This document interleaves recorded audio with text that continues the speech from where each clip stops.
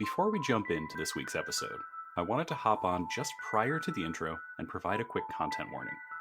This episode is going to feature some heavy topics, including references to abuse, particularly around starvation and torture performed by figures in the medical profession. While the time period has been changed, the Wilderness Heights Sanitarium was a real place, and Linda and Sam Hazard were real-life monsters. If this isn't the horror content you want, feel free to skip this episode. We'll provide a bite-sized summary of what happens in episode 18. If you want to learn more about the Hazards and the victims they took advantage of, you can check out Greg Olson's book, Starvation Heights. I've also included a link with more details in the show notes.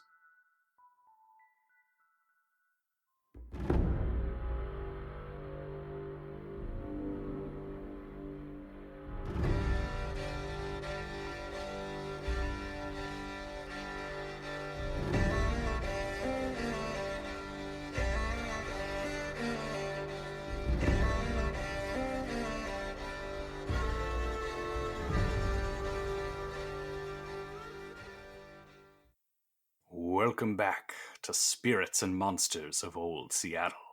Now, shh, be quiet. We don't want to make too much noise right now. Our investigators are still locked in the Wilderness Heights Sanitarium's upper day room, together with a few patients, including Anne Eriksdotter, the woman cursed to become a living nightmare when the sun sets. Dr. Lucius Jensen has his ear pressed to the day room's locked door, and is straining to listen to the conversation being held out in the hall between Linda and Sam Hazard. The two are conspiring about our poor investigator's fates. Now, let's see what Dr. Jensen was able to hear. And, Bill, you can definitely hear Sam Hazard smugly say, "We can deal with them. I know just the spot to bring them out to the woods." Wow. Fantastic. When you say prepare the intake paperwork, was I able to catch for how many? For 4. Okay. It sounds like you might have hurt some feelings, Bill. Look. You might have upset 2 dangerous sociopaths by questioning their scientific credentials. And their trigger discipline. Look, Dr. Jensen is not in the right state of mind to be... Yeah, well, he has no bedside manner anyway, but... Dr. Lucius 3 Conditions Jensen is not in the right state of mind mentally? What are the odds? So, yeah, I think we should huddle and figure out a plan because we're all in here. There's no orderlies in here. As long as we are quiet, they're not going to hear us. So we need to figure out if we are going to try to send maybe someone out this window to create some sort of distraction and thus get everyone else, get the staff away, or if we have some chance of bursting through the door, but there's many orderlies, or at least we know there's at least like 3. So. Well, yeah, Dr. Jensen will say that he's seen at least 3 orderlies when he left this office. Plus, he will describe Sam Hazard to everyone else. And he will give them basically a rundown, an abridged kind of, or a quick rundown of the treatments that he saw and what she's trying to do. And then I think both Jensen and Sofie would, hearing the prepare the intake, and Dr. Jensen hearing the little bit of extra with the we know how we can take them out to the woods. Yeah. We are in deep trouble, and we'll need to get out and over to possibly overpower. I don't know, unless someone, he'll look hopingly to either Sofie for having something in her dress or Julian for just being Julian, a lockpick or a way to get out of the room. Do you think if one of us were to use a weapon that it would provide enough of a distraction for others to escape?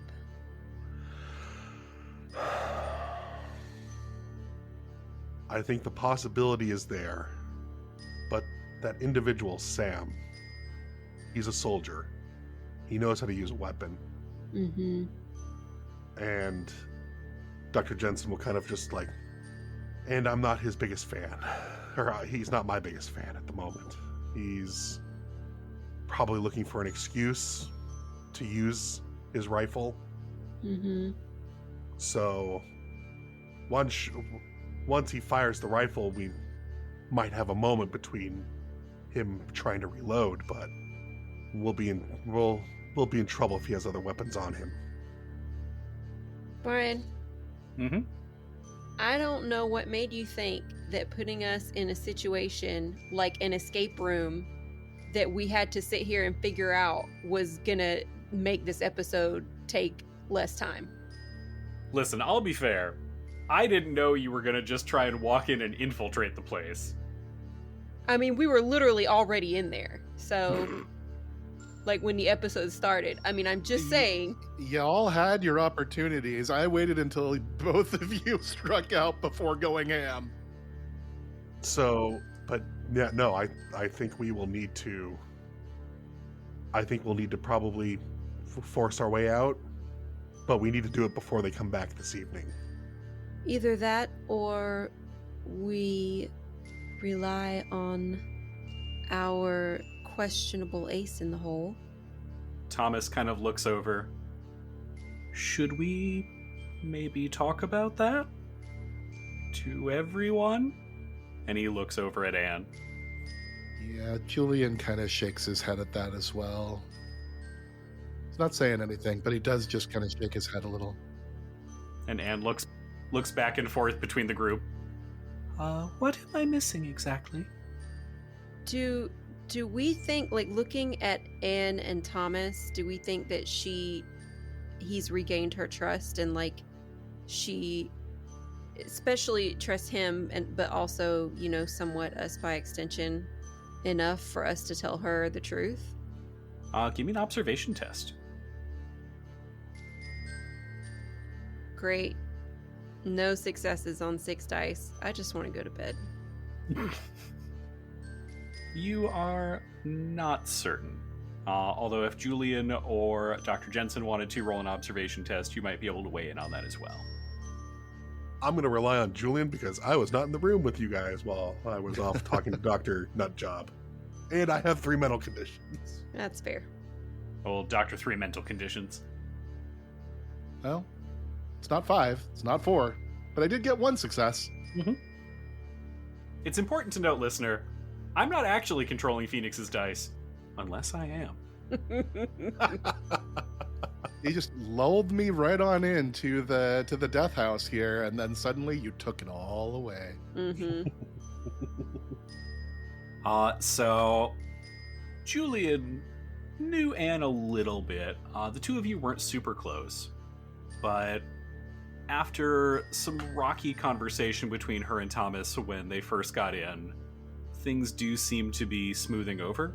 And you notice that as the two of them are like huddled with the group, their hands have intertwined. Oh. In real life, that would remove a mental condition for me, but that's okay. I would have let it happen if you passed your observation test. Perhaps it is time to reveal what's actually going on here. Yeah, okay. Anne, you might want to sit down for this. Thomas pulls out a chair for her. Do you run her through everything? Yeah. Slowly and gently, but yes. Yeah, exactly. Including certainly about how this is not her fault. I'm sure Auntie Joanna was trying to do her best. Right, was trying to do well for her and yeah, just kind of really emphasizing, we're going to get you through this. And certainly Thomas was not at fault in the least. He was misled. Now, I think you actually have Auntie Johanna's letter as well that says this. yes. So we do. Yeah. I will not make you roll a manipulation test to convince her, although she is very suspicious of it. But she eventually starts kind of nodding. I've had the most terrible dreams for the last few weeks since Auntie Johanna passed. I thought it was the stress and the grief, but maybe what you're saying is true. So, how does that help us? What do we do? If I don't want to put any responsibility on you for this situation, you are not, as Julian has said, you're not responsible in any way. But if we don't find some way to escape this place by the end of the day, we think that the transformation will happen regardless. And perhaps there's some way that you can help at that point. I don't know. Julian, I think, is actually going to speak up here and just he's going to motion Sofie aside and just kind of excuse himself from Anne and Thomas. So you're sidebarring a huddle. I am sidebarring a huddle. She's not a weapon. Well, of course not, but if we are not prepared... She was put into insane circumstances through no fault of her own. She had no control of her actions. I'm not going to make her relive. We shouldn't be asking her to relive that again. I'm not asking her to... What do you think I'm asking her to do? I'm not asking her to do anything. I'm saying we should be prepared for the transformation that will inevitably occur, and if we can hopefully not have her murder us and perhaps direct herself towards our captors so that we can not all be shot in the woods, then perhaps that would be wiser than remaining locked in a room with a dangerous Vossen who will have very little compunction in killing any one of us. You're talking about loading a gun and pointing it and just waiting for it to go off. I agree we need to get out, but It will go off, Julian. We can't stop that. Well, then we need to find a different way to do it. If everything goes to hell, you're right, there's nothing that we can do about it. But I can't in good conscience point her and say, go. She didn't sign up for this. She's being controlled. Well, yes. I am merely hoping to prepare for what could happen this evening. I don't see another... Of course, there could be many possible escape routes that may become available to us, and I hope they do. But at this point, I don't see how we could escape with one essentially defenseless young woman. There are 2 invalids here. There's the entire rest of this facility. We don't know how many poor patients are locked up in here. There are strong orderlies positioned everywhere outside. There's a gentleman ready to shoot us at a moment's notice. I don't see what our options are. But if you have other options, by all means, now is the time to bring those up. I ponder this for a moment and just shaking my head, not wanting to consider this as a possibility. And I look over to Lucius. I remember him talking about, Sam, the Marine with a rifle out there. And kind of exasperated, not towards Sofie, but just kind of in an exasperated sigh. Doctor, is he the only one with a weapon, with a rifle? I know the orderlies had blackjacks. Did you notice anyone else with armaments? No. Unless you count the implements that they have in their treatment rooms. But even then, nothing that would be a modern day weapon, really. Look, Brian, my apologies. You said that it was roughly around a little after, early afternoon is the time? Late morning at this point, so okay. 10, 11. And we can skip time forward if you want to do something in the evening. We can jump into action if you want to try and fight your way out. Yeah, I guess for the sake of brevity, Also, just me as a game master is loving everyone having role-playing moments. Julian is really only willing to consider. I mean, he's not even willing to consider it, but he understands the situation, and that is absolute last resort. And he would very, very, earnestly tell Sofie and Lucius before that happens, before, if we don't think there's another way other than just waiting for nightfall and pointing a claymore at our captors, he'd rather go down swinging himself. He's not going to send someone who doesn't have choice to do his dirty work. Yes, I agree with that. As I said before, my main concern is to get those two out of here, and hopefully the rest of these poor patients as well. But they are my number one priority, and if we can get them out without them being shot at and murdered on the way out the door, then by all means, I would be happy to draw attention away from them so that they can do that. If we could just figure out how. I think if possible, we need to try if we can find some way to catch them by surprise.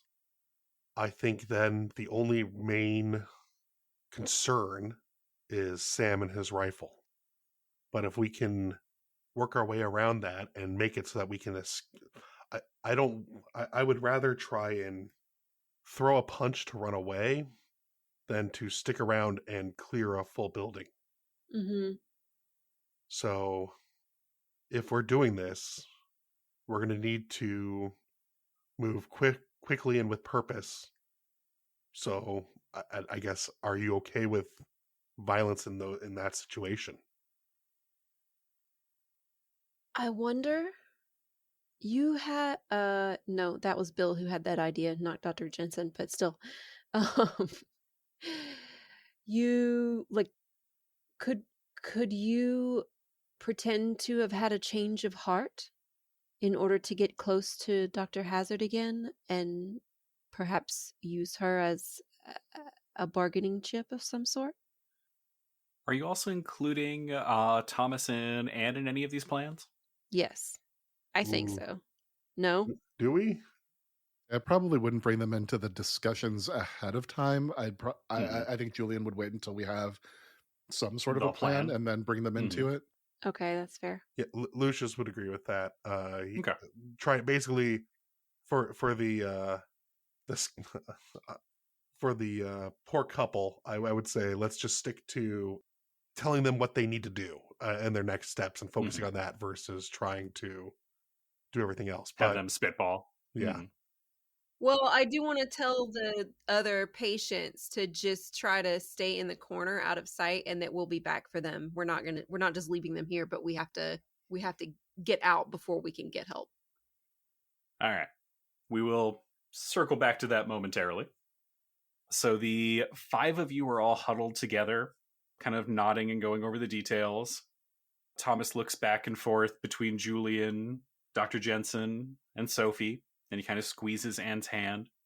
So we get them to open the door, and then from there, once it's open, we just barrel on out, right? That's the plan. Yeah, we'll need to move quickly.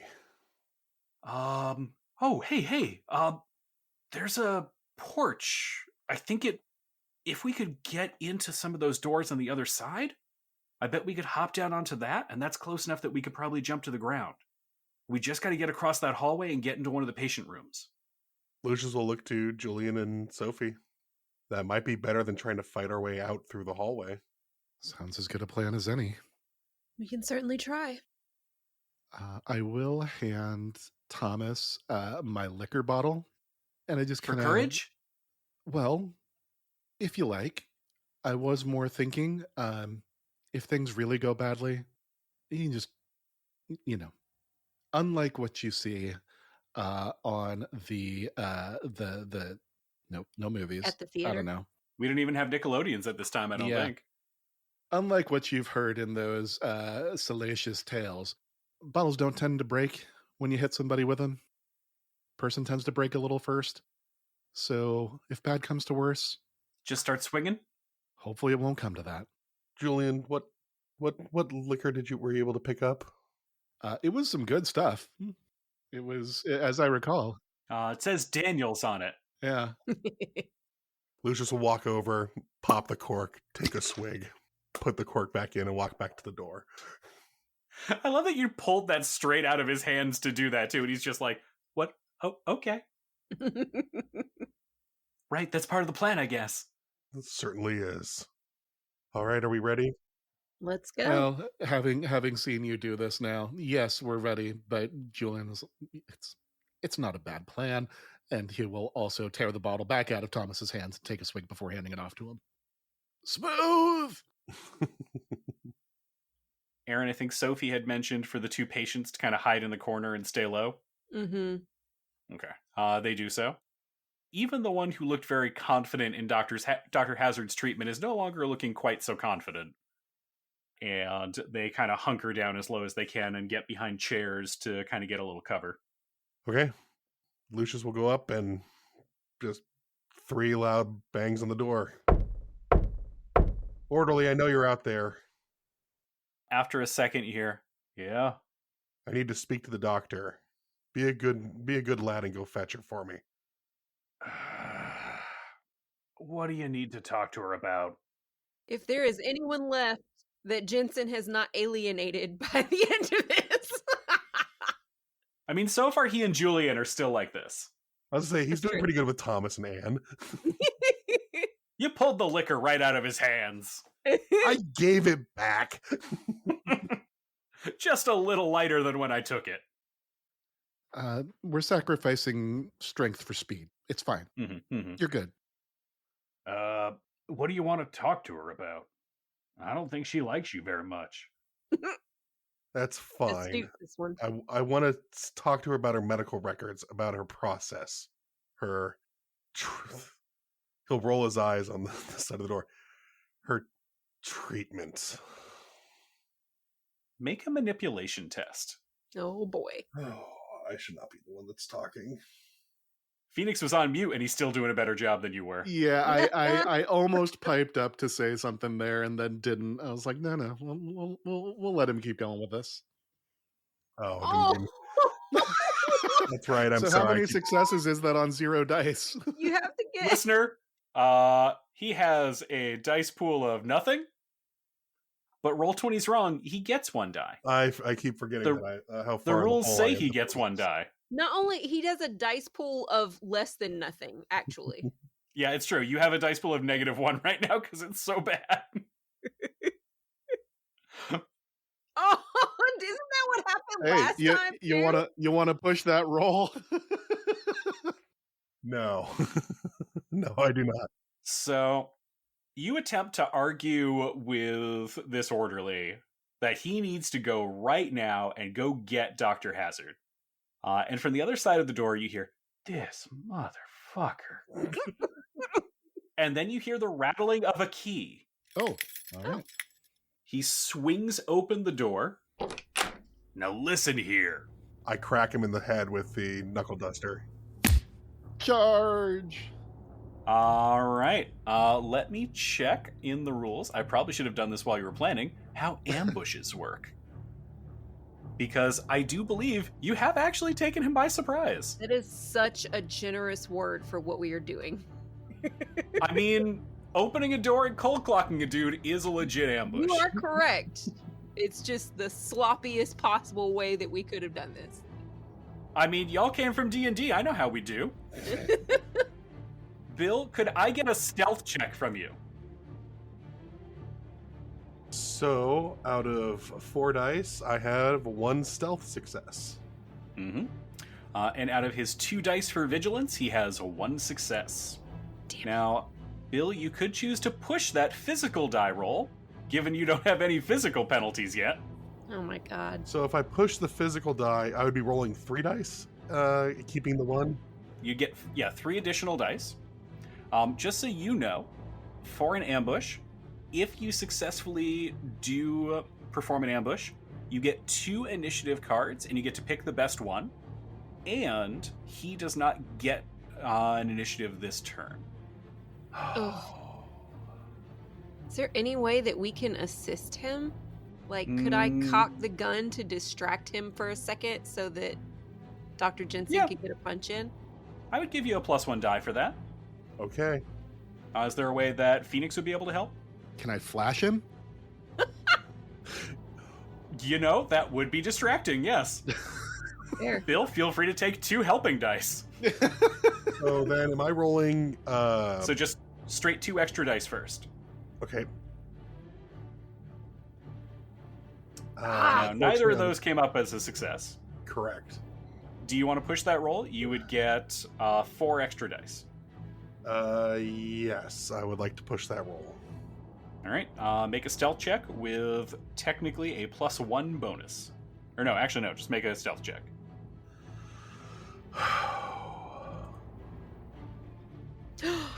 And pushing it All right. out of 4 dice, I have 2 successes. Yes. 3 successes total now. Oh, correct. I'm mistaken. 3 successes. Yep. You completely take this orderly by surprise. So, I will give each of you... I have to take a physical condition, do I not? You do? I am battered.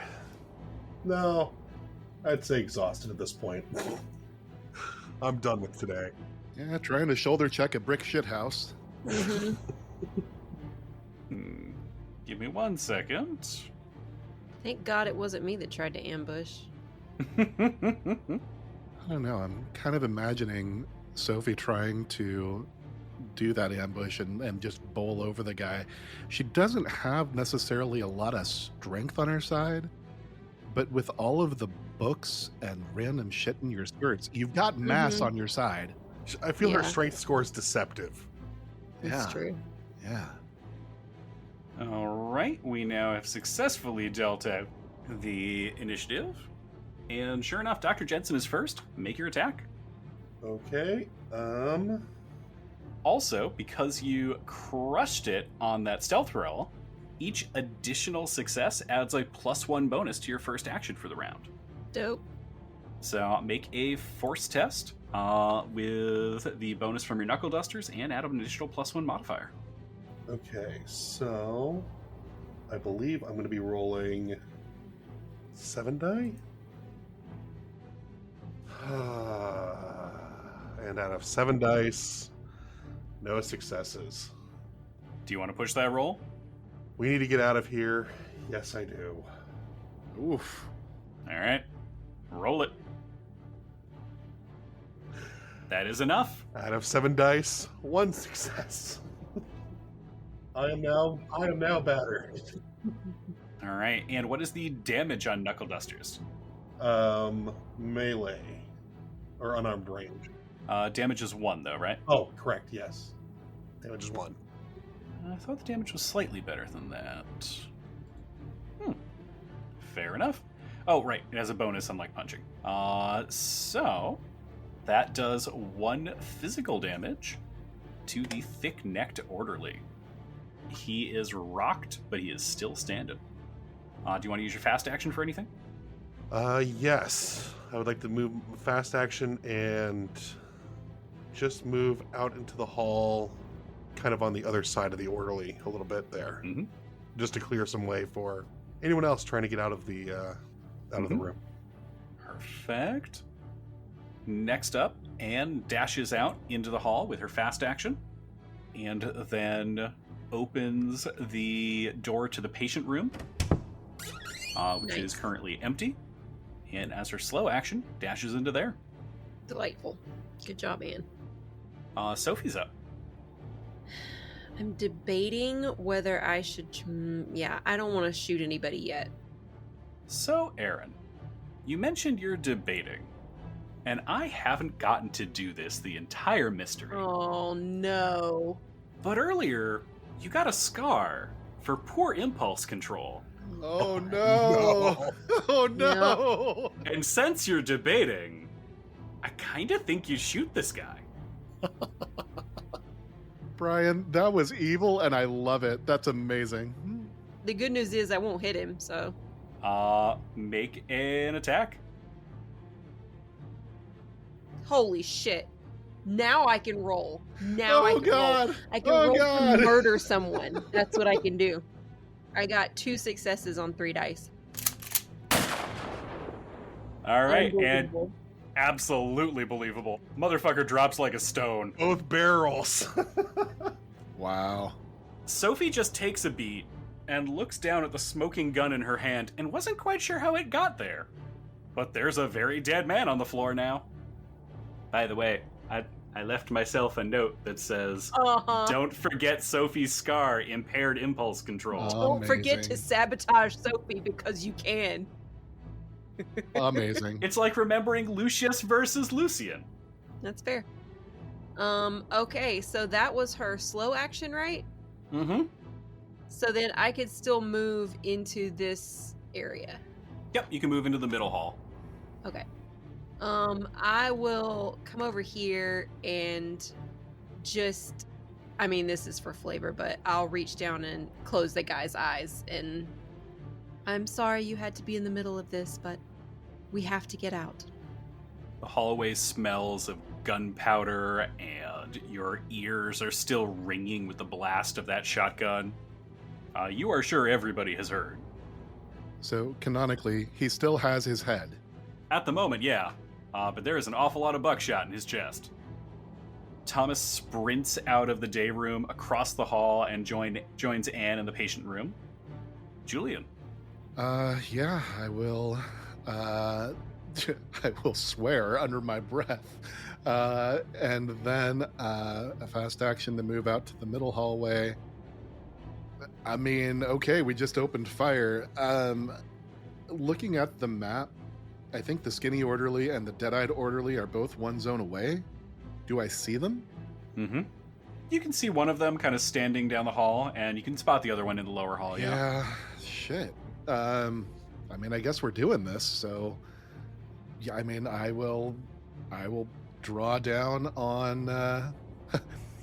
Well, it looks like he's already halfway there, so I will draw on the dead-eyed orderly. And you have quick draw, I believe, which lets you draw your weapon without using I fast do. action. So let's see. So I got a +2 bonus with the pistol, which would go in addition to my ranged combat. Yeah. So that's 3, 7. So you should be able just to use 9. pistol in Roll20. It'll add it all for you. Yeah, but you gave me these incredible dice. Trying to roll his magic dice. I deign to let them do murders. Uh-huh. You clearly do. That's 3 successes. All right. So 1 success is required to successfully hit him. But I'm excited to finally share what happens when you get extra successes on a combat roll. By the way, listener, in case you're keeping count, it's been 9 episodes since we had an actual combat. The fairies and Bill's interlude didn't count. Oh, wow. Yeah. Phoenix, when you get more successes than you need on a combat attack, 1 is required more than their dodge, and they don't get a dodge because you did an ambush. You can either, for each additional success, increase the damage by 1, stress your enemy, causing them a mental condition, push them to move them into a different zone, force them to drop something that they're holding, or exchange initiative cards with them. Although you can't do that just yet because they don't have an initiative card yet. Okay, so the pistol does 2 damage on its own. So I got 2 additional successes, so why don't I bump it up by 1 and then send him over the edge of the stairs to the third, well, actually, I guess that's going up. Oh. So yeah, I'll push him over to that zone. Okay. Or actually, no, hold on. I'm just gonna go ahead and double and increase the damage twice. Let's just get this, try to get him down. This poor bastard. Yep. The guy sees Julian pop out of the door. His hand is a blur as he reaches into his coat and pulls out a pistol, assumes a firing stance, and then a bullet rips through the side of his neck. He does not have more than a moment before he is on the ground, and then he's gone. Yep, so that happened. Didn't mean for you to follow my example, Julian. That's I it. suppose it can't be helped. All right. They definitely know you're here now. Yeah. Give me 1 second. I'm filling up the initiative queue. What do you mean? There's no one else. What do you? It's fine. Everyone left the building for lunch. It's fine. Yeah, this is totally on their break. There's only 2 orderlies in the building and they're dead, so like who else would there be? I mean, I'm pretty sure this was a shift change, so What's her head got to open the door and then go through into the other room? Is it like a free interaction to interact with an object kind of a thing?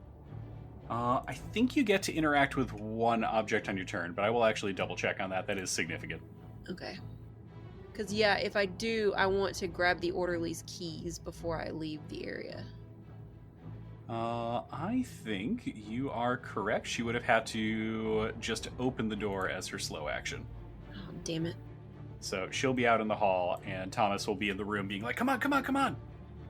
I'm pretty sure this would just be for flavor, but if she is still then out in the hallway, I'm going to try to position myself between her and the upper hall, just to, that's probably where danger is going to come from, so. Yeah. All right. Thomas is now first up in the initiative. He just grabs a chair and throws it through the window. Good job. So that was his slow action. As a fast action, he hops out onto the porch balcony. The board orderly unlocks the door and moves out into the upper hallway. Anne goes racing after Thomas and goes into that open patient room that she opened the door for, delicately climbs over the broken glass from the window, and joins him out on the porch. The skinny orderly, having just seen one of his coworkers get shot down, followed by another in short order, rushes forward at Julian and is going to swing a blackjack at him. I would like to dodge. Very well. He gets on his close combat check 1 success. And I get 0 success on 3 dice on my dodge. Oh, no. All right. I'll push. You know what? Can I push that? You can? In attempting to not get battered. 2 successes. All right. We are again continuing with the rules that we never got to see before. When you get more successes on an agility test, you can either outmaneuver your enemy, so you exchange initiative cards, stress them to give them a mental condition, move 1 zone away from your enemy, make your enemy position itself in a certain part of a zone, or perform an action while evading the enemy. Get out. So if I were to do an action, I would not be using my slow action for my turn? Correct. Oh. So it would give you an extra thing that you could do. You could stress this guy out to try and give the skinny orderly a mental condition, or you can just move into that open door in the patient room. Or I could try to shoot him again. Can I do close combat, or pardon me, can I do ranged combat if he's actually in my zone? I don't... you can perform ranged combat while they're in your zone as long as the weapon has a range of 0. However, it says perform actions while evading the enemy, for instance, performing a ritual or setting fire to things in the room. Okay. I don't quite know if... I don't know if that's quite the same as getting a free shot at them. Okay, no, fair enough. Then yeah, I will just go ahead and duck into the patient room. I mean, I can always shoot him later. Yep. Sofie, you're up. You've done 1 murder. Why not do more? I am not debating. That is not the word that I would use at all. No, I was considering whether I can should only do that to you once per session. Oh, thank God.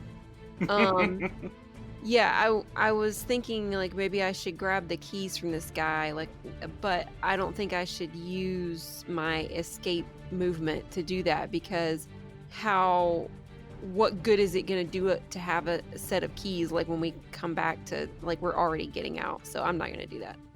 Okay. I'm just gonna go out on the porch with them. All right.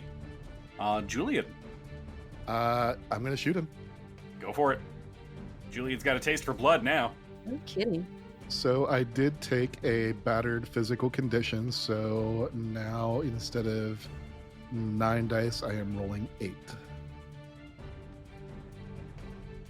The dice are back, Brian. Brian approves of murder. They've got a taste for blood like Julian. That is another 3 successes. All right. I will be honest with you. Dude had 1 physical condition, so he's very dead. You don't need to do anything fancy to him. Yeah, okay, yeah. I'll still send his body back into the upper hall just to give the board orderly something to think about. And then I will fast action hop over the edge. All right.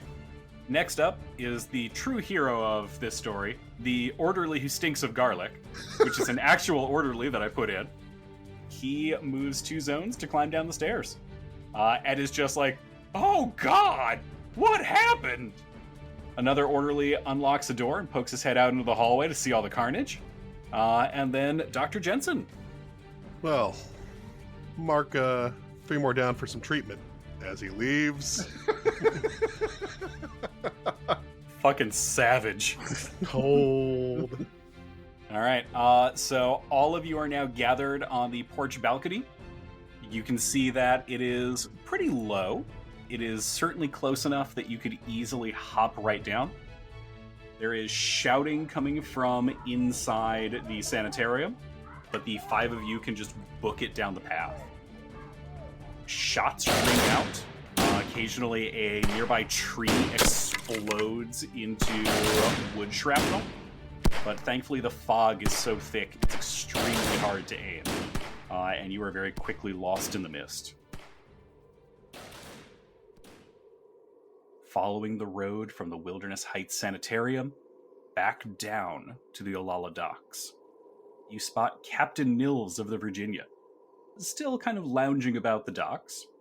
We'll assume you told him to wait for you, because I don't think we ever technically did that on mic. But thankfully, he's still there. And the 5 of you are able to quickly board the Virginia and set back. As you get out onto the water, quickly leaving the town of Olalla behind, you notice something very different compared to your trip here. Oh, is that strange lady back again? Not yet. If she is, just throw her in the hold. It'll go fine. She definitely won't shoot you with a shotgun. Definitely. You notice that this time, instead of the fog kind of clinging to your ship, making it difficult to navigate, it almost seems to open up around the Virginia, making a path through it. The sailing is very quick and easy, whereas it was laboriously slow the first time. This time, you're able to basically sail as if there wasn't even any fog. So the fog is still there, but it's like we've got essentially a bubble around us that seems to be kind of cleared. Even more than a bubble, you almost have a tunnel seeming to point back towards Seattle. Yeah. Julian takes note of that and just kind of collapses in a heap and is just going to try to catch his breath from everything that just happened. Captain Nils crosses himself and begins drinking as he's steering the boat. Seems legit. Because this is clearly weird. Are you guys going to sail towards Ballard or towards Seattle? I think we wanted to head to the library, which would be Seattle. Yeah? Ballard. Ballard, pardon me. The library is probably going to be the most secure place that you could bring Anne to try and break the curse. Yeah, and less dangerous, or still dangerous, but Less dangerous for people people at the nearby. library know what they're dealing with. Mhm. A more controlled environment. We don't have to Exactly, worry yeah. about outsiders or innocent people being harmed. Sounds good. All right. The Virginia steers towards Ballard. you manage to get to the Ballard docks, and together the five of you head for the library. There is less fog here. It seems to have concentrated more in and around Seattle itself. You can still see it out on the water, kind of flowing and almost bubbling along the waterline. There are a lot of fishermen who are either going much further north up into the Salish Sea, or are staying parked where they are with the strange weather. Together, you make your way back to the library, and the five of you get in, quickly arrange with Jeremy to find one of the empty rooms in the library, and can kind of settle in there, safe and secure from most of the other things around. It is also a room that does not have any exterior windows. So just in case things go sideways, the mayor will not be able to escape through here. Thank you, Jeremy. Of course. If there's anything else, let me know. I've got it. I'm gonna go talk to our friend the guard. Make sure that he's around. I'll let him know to maybe stay outside of here just in case any screaming starts. I give him a squeeze on his shoulder. That's why we like you. Always planning ahead. Thank you. But he probably shouldn't open the door, even if it sounds like we need rescuing, because we don't want containment to be breached.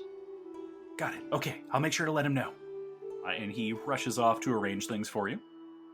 The five of you are just having a little bit of food, a little light conversation. There's a couple of chairs that have been set up in here, a small cot to lay down on. Thomas is pacing back and forth. Oh, I could really use a drink. Oh, all right, we got this. It's gonna be all right. You're here. We got her out. Anne kind of looks at him for a second and pats one of her pockets in her dress. Oh, I think I might have a drink. And Bill, you catch something familiar. A flask that you absolutely recognize, covered in scroll work. I'll be damned. I don't know where it came from. I just found it on my nightstand one day. There were a few other items that I found in my room that I never quite understood how they got there. I don't suppose you brought any of the others with you, did you? A flask is easy to hide in a pocket. A large set of scrolls wouldn't be. Oh. I can just hear the sound of Sophie's heart breaking right now. Mm-hmm. My scrolls! So she looks to you, Bill, since you seem to be familiar with this flask. I will kind of Lucius will extend his hand out. He's very eager to have it back, but doesn't want to startle the poor young girl. So, but if she offers it out, he will take it and check to see the familiar engravings on the front and on the bottom. Mm-hmm. And what does it say on there? And I'm going to apologize in advance for my terrible pronunciation of Latin. As a doctor, I expect you can read it fluently. Primum non nocere? Nocere. Which is Latin. If you are familiar with Latin, it says first do no harm, and then stamped on the bottom in more traditional kind of like engraving? Standard lettering, yeah. You would see L. Jensen, second core on the bottom. Excellent. Do you share a nip from that flask with Nervous Thomas? He would be glad to after he takes a good nip sip for himself. Yes. First nip for himself. Just, I've missed that. Then he'll hand it here, you two. Physician, first heal thyself. Totally not an alcoholic. Yet. As we're resting and hanging out and probably having a bit of panic attack here and there because we're just sitting there waiting for horror A terrifying to creature arrive. to jump up. Yeah, exactly. I mean, I'll just check with Julian and with Dr. Jensen, and you know, it seems like a fairly simple process, but are we prepared for what must be done? What must be done? What are you talking about? Well, the means to break the curse. The Right. Yeah. I suppose I could do it, but if either of you has any issues with that, just let me So we know. just need to tell her that she's going to be a mare when she starts transforming back, right? Right. When she is basically at dawn, Brian, right? At dawn. At dawn we plan it. At dawn, we just need to tell her in Norsk, I surmise, that she is a mare, a mara, and that should break the curse. Right. I look over at the happy couple over there and look back over to Sofie. You know, before all of this, we weren't the best of friends by any means, but I mean, we were friends. I think I'd like to try. Is it? I mean, just tell her that she's a mare in Norse. Mm-hmm. Just one sentence, right? Yes. I mean, you know, it's been many years since I truly spoke it, although here, you know, Matthias will speak it with me a little bit, but I should be able to explain to you how to say it, if you want to learn. Yeah. Okay. Now, it is important to note, Sofie remembers from her studies, if the timing is off on announcing that someone is the mayor when they're transforming back at sunrise, they may wind up losing something, like a foot or a leg or some fingers. So the timing has to be precise. That will probably require something like a learning test to get it right. Ooh. You still want to do it? You totally got this. I believe in you, Julian. You'll be fine. Okay. I don't want to screw it up, but yeah, let's practice. How? Teach me one sentence of Norwegian. Okay, it's so easy, Julian. I believe that you can do it. It is not. Why am I going back into my ye old fake Norwegian accent? Because you're about to try and speak Norwegian. I know, it's like fall back on it. It's not any complicated words. If it were complicated words, then I wouldn't be able to say them very well either. So all you have to do is look at her and say, "Du er et mare." Du hast Mara? Damn it, Phoenix! Du hast mich. Du hast mich. Almost. You're almost there. The two of you spend some time workshopping that. I don't think this is something we should be workshopping. Dr. Jensen spends some time reacquainting himself with the bottom of his flask. It comes far too soon every time. You work at a quick system with your guard, Stefan. Since you are in a windowless room, it's going to be a little hard to tell when sunrise is. He will have 3 quick raps on the door to let you know when the sun is just coming up. And that will be your cue to announce to Anne that she is the mayor. Everybody ready? I think so. Yeah. Now, Brian, if he does a learning test, wouldn't he get an extra die from me because I was teaching him how to do it? Okay. Yep. All right. So actually, yes. to that point, we've got some time here. I apologize, I don't remember the mechanics. Is there enough time and means for me to try to cure my frightened mental condition? No, unfortunately not. Okay. That would take a full day. Okay. Cool. Can I, did I already use Yorts today? Could I? Oh, that was today. Feels like 10 years ago. Oh, no, because we. No, you used caregiver already during the mystery. Yes, I Mhm. used caregiver. Can I. Didn't I do this before? Like, can I use Yorts to try to, like, Yours would be for curing your conditions. Phoenix, technically, you could use your memento. Okay. So after doing some practicing, getting your Norwegian down, you could play a little bit on your violin. Okay. Are there any other preparations y'all want to do before this evening? Yeah, as I'm playing, you all do recognize the tune. You have heard it before, and it is the Bonnie Bunch of Roses. If we're getting down to the very end of the flask, Lucius will just pass it around to everyone just to have one last nip before we undertake this. That's so generous of you, Dr. Jensen. So, appropriately liquored up, the group of you kind of settle Julian in. does not partake in this Okay. particular instance. No, just as Dr. Jensen offers it around, he instinctively, I kind of reach for it, and then I take a look again over at our happy couple, and I'm like, no, you need to be on your game. Do not screw this up. And he will like raise it halfway and then like, yeah, no, and we'll just pass it on back. All right.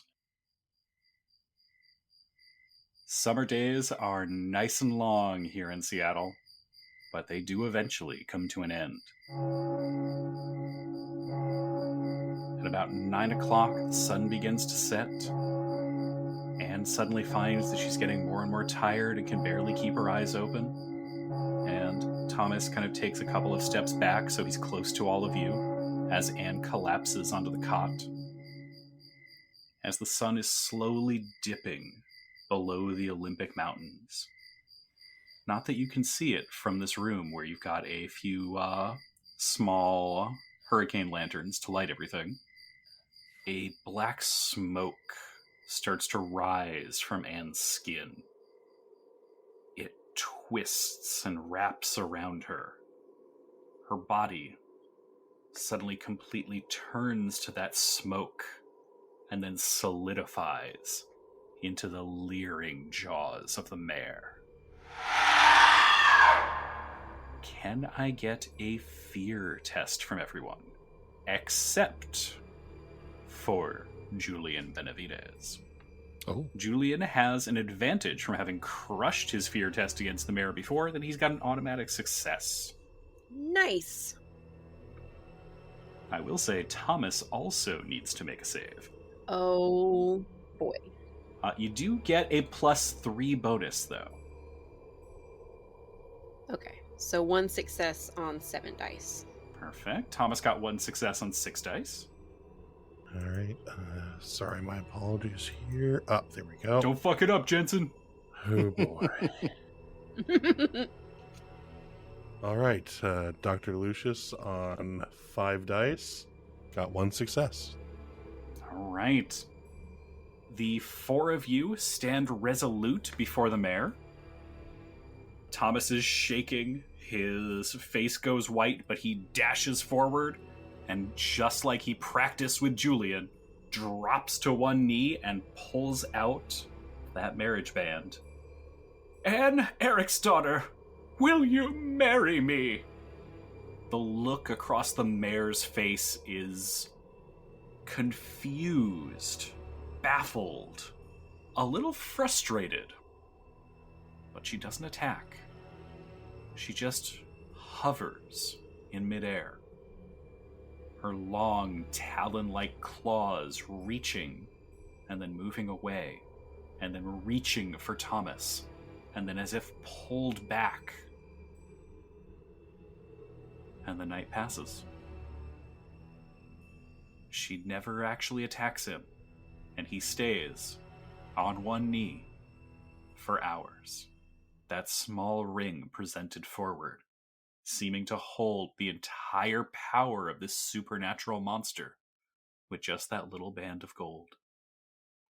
The 3 of you are perhaps in some ways finding a slightly anticlimactic confrontation with the supernatural this time. You've dealt with the mayor quite a few times, but you've never just watched her. Hours will pass by as she's simply held there, until finally you hear 3 loud knocks on the door, indicating from your guard, Stefan, the sun is just about to rise. Thank the gods sun rises so early in the summer. Julian, take it away. Okay, so this is a learning test. Mm-hmm. And you get a +1 bonus from the help of Sofie. Okay. Well, that'll be 4 dice then. That is 2 success on 4 dice. Yay! All right. Just as her body is starting to turn to this thick black smoke and slowly congealing back down to the cot where she was asleep, Julian times it just perfectly. Phoenix, you want to say those words for me? No. All right, Julian says them perfectly. Duar Etmara was apparently too much for Phoenix to want to learn as an emergency to defeat the supernatural. I leave some things to professionals. You get the timing just right, and Anne wakes up, feeling refreshed, looking like herself, and Jeremy takes her hand and slips that wedding band on it. Julian has his hands clasped together in front of him, just right in front of his chin, and is trying to hold back tears. She and Thomas decide that they are each going to step away from what they were doing before. They are excited to settle down together, and they happen to know a priest in Ballard who'd be more than happy to officiate. Thomas is quite sure he can get a job as a clerk, and Anne is looking to just spend some time with her new husband. Aw. The 3 of you, a few weeks later, are informed that Madame Lou Graham is quite pleased with the work that you've done. There has been no further incident and no other sign of anything happening unnaturally at the sporting house. I am going to make a point during those intervening weeks of setting aside some cash and making sure that I get Chong-Hu a really nice gift for how much of a bitch I was to him. We will cover that at a later time. What I want to know is where the fuck are my old scrolls?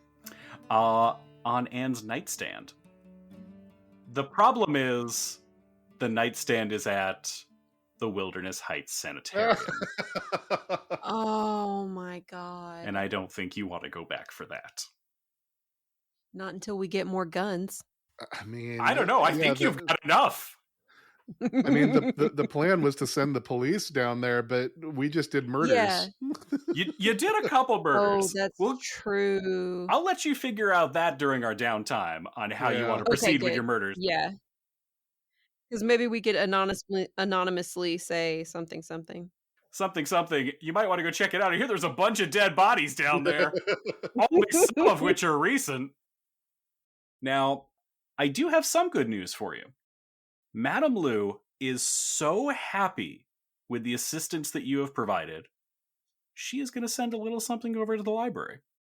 She has actually sent out a number of builders who will lend a hand with your next construction project.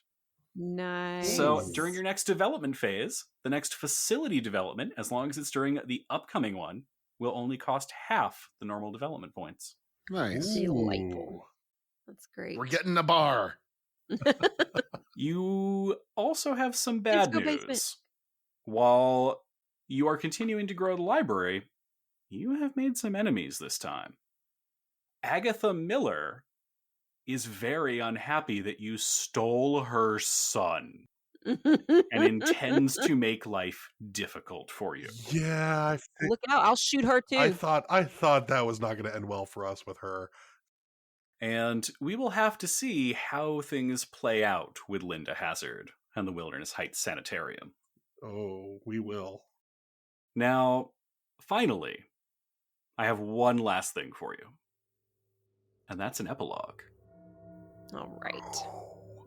Far off from the Pacific Northwest, a continent and 1,000 different stories away, we find ourselves on a moonlit night. The only sources of illumination out on the dark waters are the distant twinkling of stars, the bright light of a stately lighthouse that guards the entrance to Long Island Sound, and the soft, glowing lanterns of a few late-night fishermen, hoping to pull up striped bass or sea bream from the cold Atlantic waters. Despite the darkness, there is the steady, chugging sound of a steamliner, the Gaelic, whose engines are working and straining at capacity. The Gaelic sails past Block Island, pulling ahead through the dark as the powerful light bulbs in the Montauk Point Lighthouse all spectacularly fail at once, leaving the lighthouse dark for the first time since it was commissioned as the very first public works project of the United States in 1792. The steamship should turn toward Ellis Island to deposit its passengers, but it doesn't veer, waver, or even slow. Instead, it hurtles ever faster towards the towns on Staten Island. The steamer makes a terrible shuddering groan as it crashes into a warehouse along the quay, splintering boards and crashing through barrels ready to be loaded up the next morning. The clamor is terrible and loud, ringing out over the sleepy town. The Gaelic's engines lurch and heave a few more times, like the last gasps of a wounded animal, before the ship finally goes still. In the hours, days, and even months to come, a panic will rise. Fears that were not long buried and which gave rise to the Staten Island quarantine wars of 1858 will bubble back to the surface as hundreds of bodies are found aboard the ship without any obvious cause of death. The newspapers will write that not a single soul aboard the Gaelic survived. Yet in that rising tide of fear, no one will notice the tall man who casually walks from aboard the now stranded steamship. He takes a moment, standing perfectly still on the deck of the groaning and beached ship, and tucks an errant strand of white hair beneath his bowler cap, and pushes his gold-rimmed, polarized green spectacles up a bit further on the bridge of his nose. He adjusts the black calfskin gloves on his hands, settles the gold-headed walking cane into his palm, and in a slow and unhurried pace, walks down the vertical side of the steamship, as calmly ignoring natural law as he ignores the hundreds of human corpses in his wake. Upon reaching the ground, he leaves footprints in the mud and debris, but they are soon lost in the traffic of gawkers and onlookers. No one sees that the prints make a straight line, pointed like an arrow, walking unwaveringly towards the northwest. But we'll find out more about that later on. Thank you all, and we're going to call it here. Spooky! Kaylin returns. Oh, that's Caitlin, you got it. Bam! Thank you for listening to this episode of Spirits and Monsters of Old Seattle. Our theme song is Myths and Legends by Robert Bruckmeyer, which is playing right now. Our music is by Andreas Lundström, and you can hear more of his work on the Sweden Rolls podcast. Link in the show notes. Our editor is Hannah Cheney. If you're enjoying this show, please take 2 minutes to rate and leave a review on iTunes, Spotify, or wherever you get podcasts. I know every podcast says it, but it really does make a difference and helps us continue to grow the show. Finally, remember the motto of the library. Fear gives way to knowledge. Knowledge gives way to wisdom. And wisdom gives way to the truth. Until next time.